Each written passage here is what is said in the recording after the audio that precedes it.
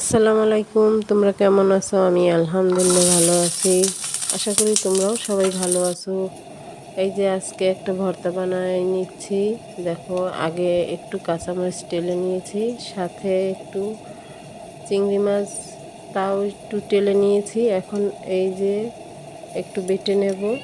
তো প্রথমে আমি একটু রসুন নিয়েছি, তারপর আমি একটু পেঁয়াজ, তারপর ওই যে কাঁচামরিচ টেলে নিয়েছি ওইটা, এইভাবে নিয়ে তারপর একটু চিংড়ি মাছ, এগুলো সুন্দরভাবে বেটে নেব। কারণ বাটা যে ভর্তাটা করা হয় ওইটা কিন্তু খেতে খুবই ভালো লাগে। এই চিংড়ি মাছ ভর্তাটা কার কার পছন্দ বলো, কমেন্ট করে জানাবে আমাকে কার কার পছন্দ হয়। তো আমি প্রায় সময় আমি এইভাবে চিংড়ি মাছ ভর্তাটা আমাদের ঘরে পছন্দ করে তাই করে নিই, কিন্তু আমার কাছে ভালো লাগে না, ওদের কাছে ভালো লাগে তাই ওরা খায়, করে দিই।